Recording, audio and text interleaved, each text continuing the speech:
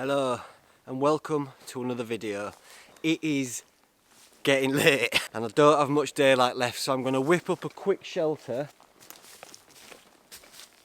I've also still got a broken digit, so not that easy, but we're going for it. It's going to be a bit more waffling on this one, not a massive ASMR intro. Always have the tarp on top of your bag. It's the first thing to get out when you get to camp so you can get some shelter set up. My TFC, which is tarp of choice. DD 3x3 metre. I'm going to knock up a quick tarp tent. So if you've got a tarp, this is a great way to lightweight backpack or go for a cheaper option if you're looking for just a simple shelter. Let's get it done. There it is, look. And I'll be first to admit that by torchlight it looks a little bit bleak, but there's loads of room in here. Loads of room to bed down in here. You get two or three people in there. When it's light, I'll give you a look round it and then I'll put it back down and I'll show you how to put it up. This time of year is a tough gig, isn't it, in woods. Oh, anywhere camping. Doing my hobbies, it just gets dark so quick. It's been raining as well. Can you even see? Nah. Oh, whatever. Right. Ooh. I've collected a bit of wood, let's get a fire going. This is how we're getting it going. See it more clear? Oh, my tummy's rumbling. See it more clearly there, you see that? That's fat wood. And that's all dense and impregnated with resin, which is pretty flammable, so we'll shave some of this, put a spark to it and get the fire going.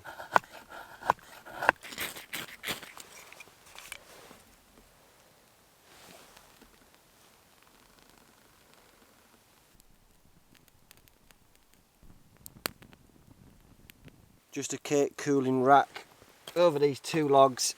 It isn't working out very good. I've still got a broken finger. It's been like a week and a half since I broke it, but it's still pretty ripe. I'm not whinging, I'm not trying not to whinge. It's just not running smoothly. I'll keep this in because I feel like sacking it off. Where's my steak gone? You can look at this steak. It's Wagyu, mate. Can you see all the marbling through that?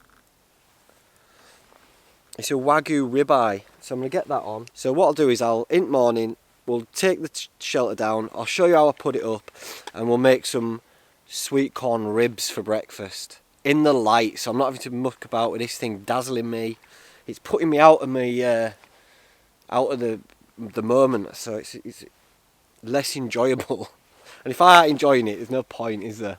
Can't just be like, smoking eye, that in eye, trying to cook a corn on cob.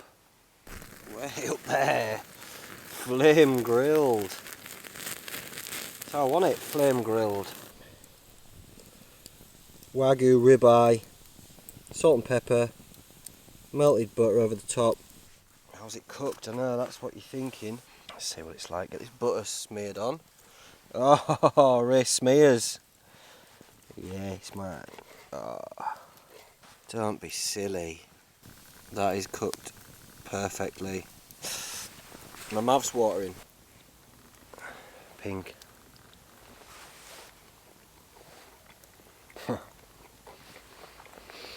Look at that end bit. Still pink.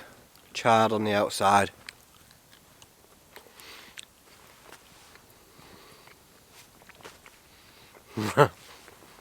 That makes it all worth it.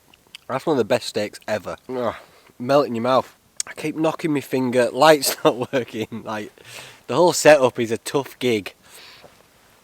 So what I'm going to do, I've made the executive decision to eat some meat off a stick. And it's a great decision. Wonderful. And then I'm just going to finish the rest of my audiobook, Hotel Avocado, by Bob Mortimer, and I'll just get under my quilt, audiobook on, the night sounds, the crackling of the fire. I absolutely love it. Absolutely love it. Get this steak in me, that'll help keep me warm.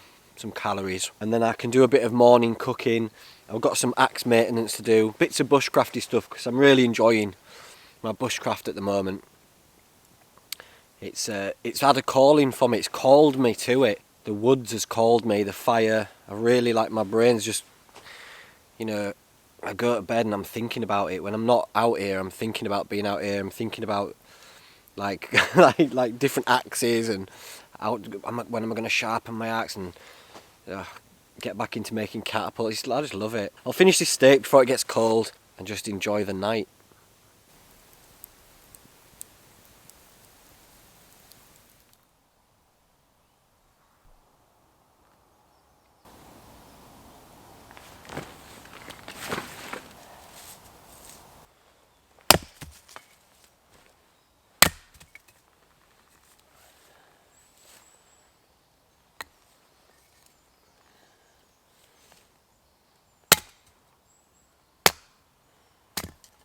Slept well. I was slightly cold. I was just in my 3-season quilt with wool blanket on, and it was a bit cold, and I think it's time to go from 3-season to winter. Cotton wool ball with Vaseline on it.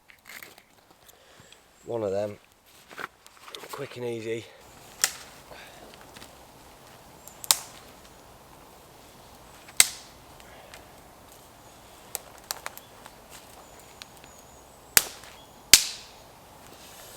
Oh, it sounded like when I broke my finger, that.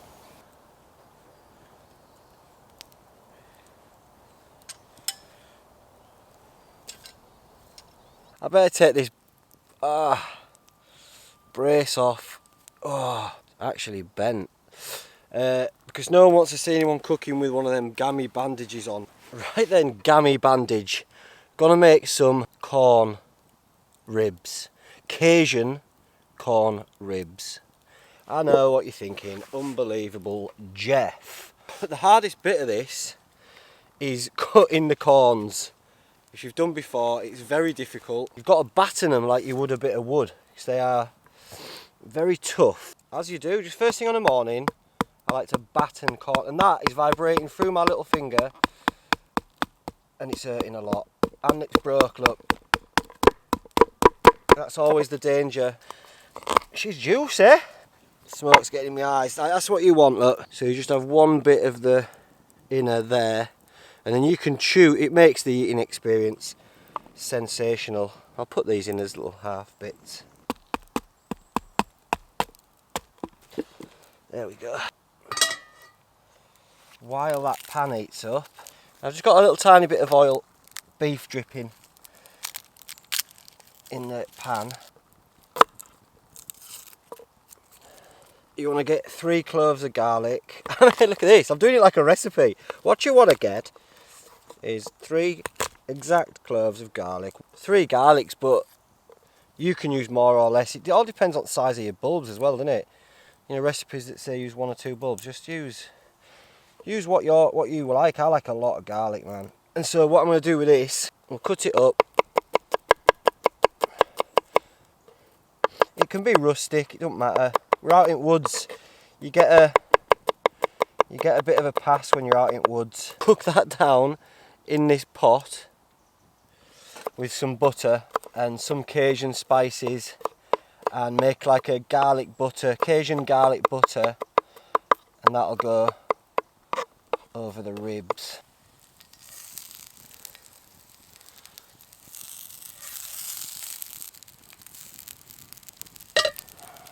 Into the pot with our garlic, and then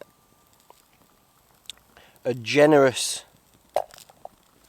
knob of butter. In fact, we'll go a little bit more. Just going to add some Cajun seasoning, all sorts of good stuff in there. Lid on, and then just heat that through so that all the butter melts and the garlic sweats off. It's titanium, so you've got to watch for burning. In with some of the garlic butter all over the top.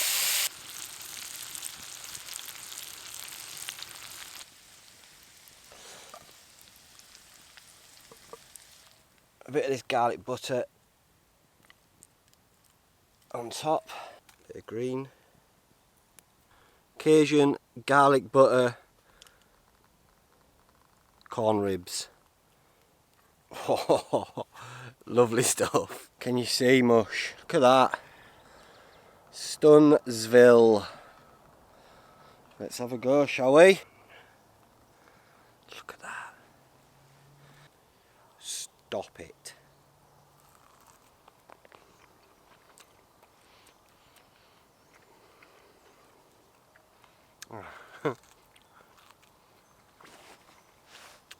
That's naughty. Oh, so much easier to eat than a proper clam. Mmm.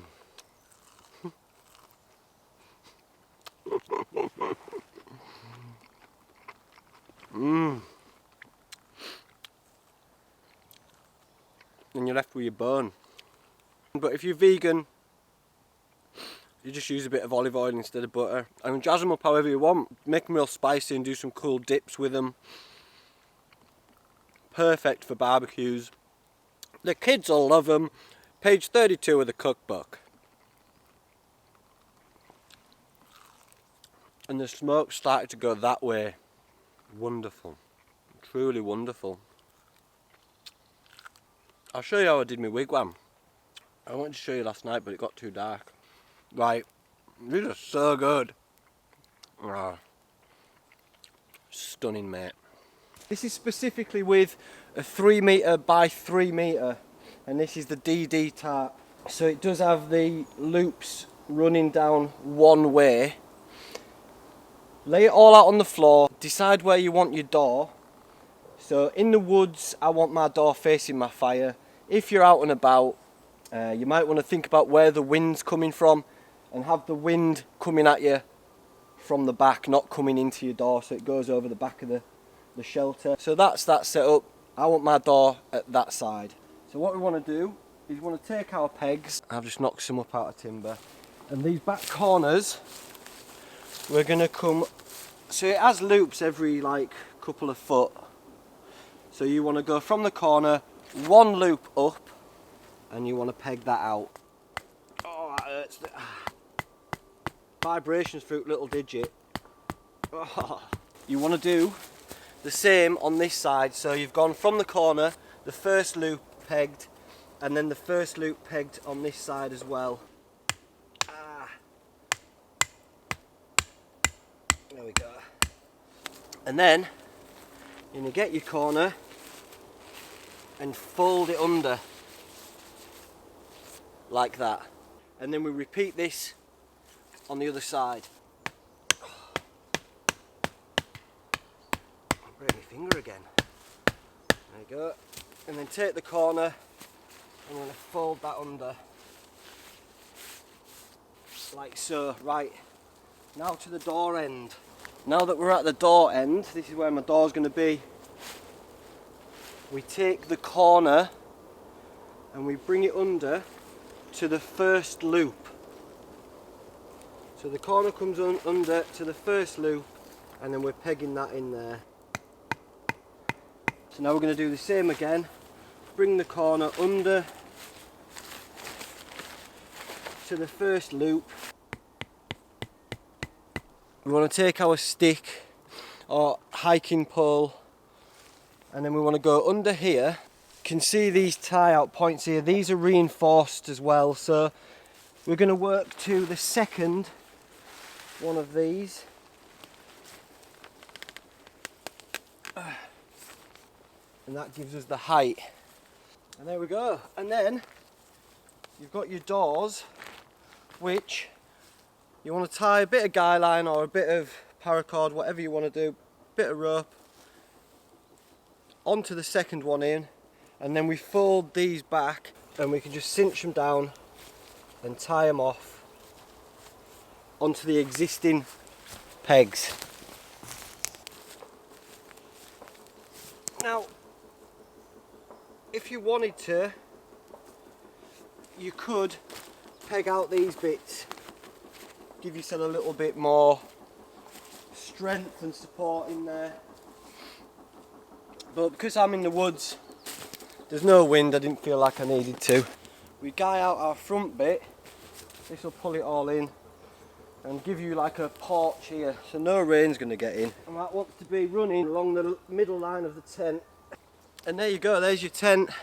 And there's loads Loads of room in here. Prop that up and it makes it even bigger and more spacious down this bottom end. Do a little bit of something to this thing here. I've taken off I just used to have gaffer tape around here because I wasn't too precious about it, just to stop it splitting or stop it taking the brunt of it there. I'm going to sharpen it, I'm going to treat the leather and then treat the wood, so just revamp it. Right, let's fart about with this axe, man. Looks mad that, doesn't it, putting a Grants vs Brooks on the fire.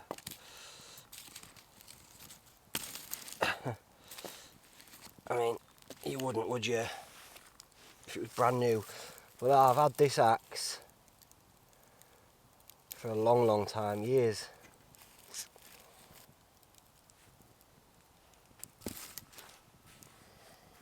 There'll be people absolutely wincing out there that I'm doing this. Just looks cool.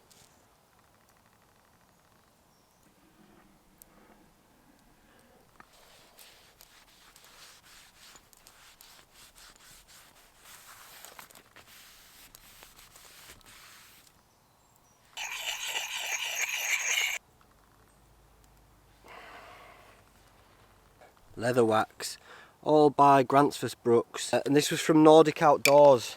Just treat the leather. I've already put a pattern in that, I did that ages ago, just burnt in some patterns. Smells good, looks good. I really like it. It's just something different to look at. I was getting sick of the same old thing,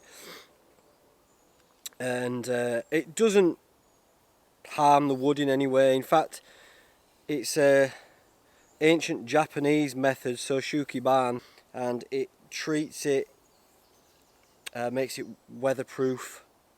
I think it looks pretty cool as well, and it obviously, as time goes on, it wears in, it'll look even nicer, won't it?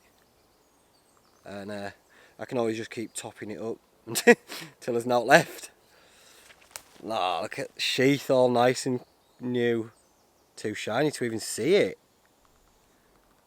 Look at that, man. Oh.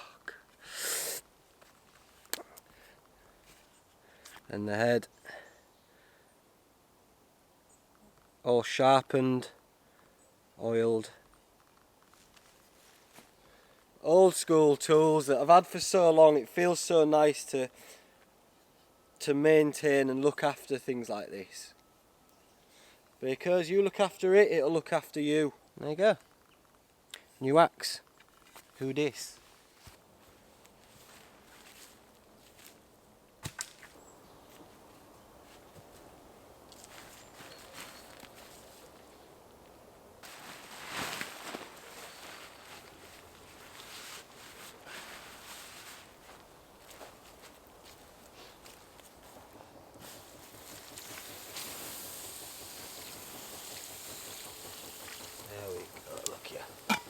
Turn it into a soup, just scatter it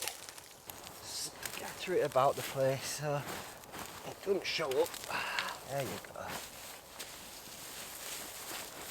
The most important part of wild camping for me is just looking after the environment that you've been lucky enough to stay in.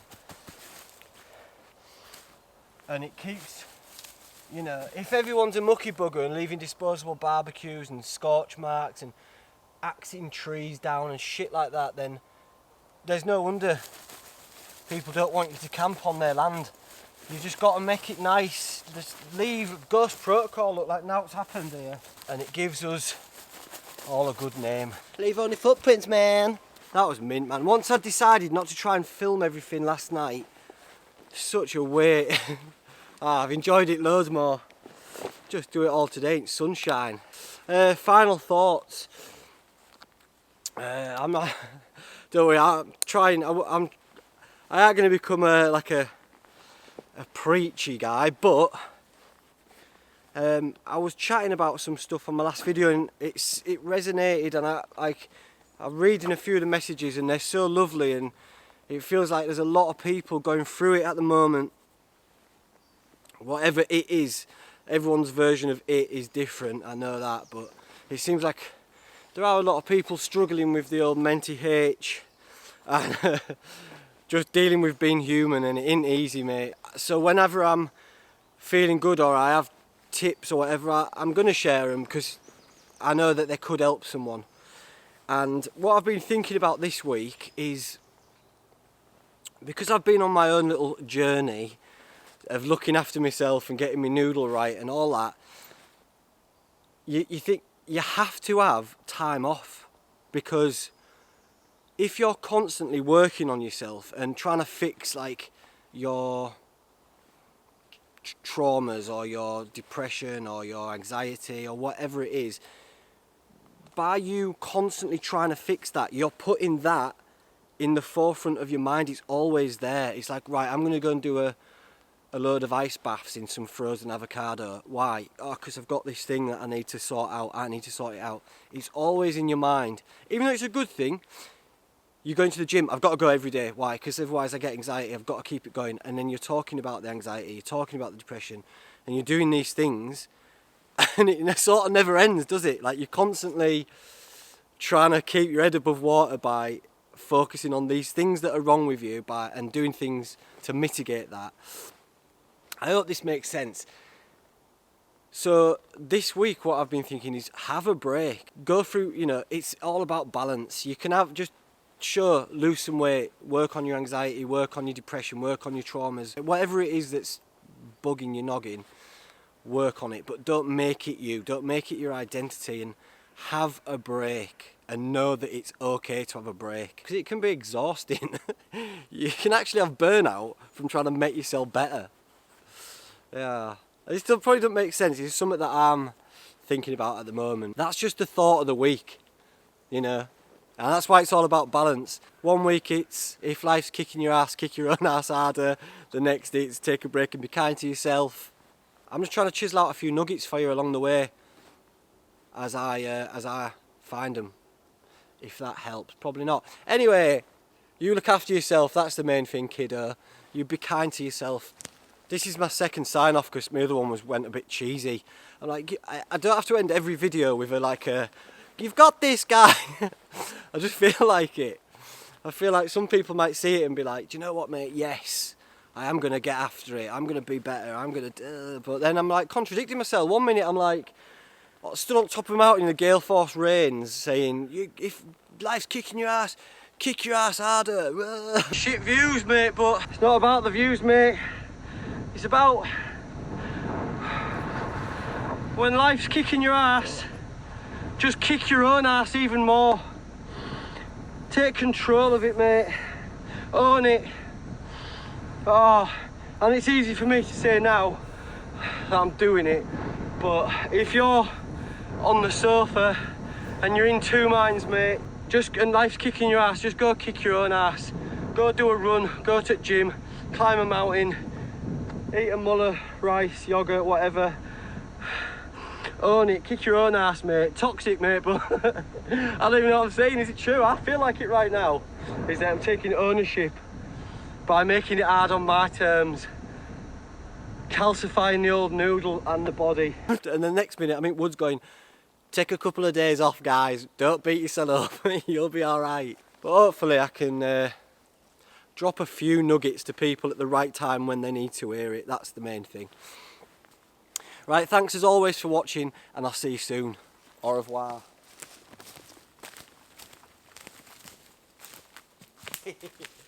Ah.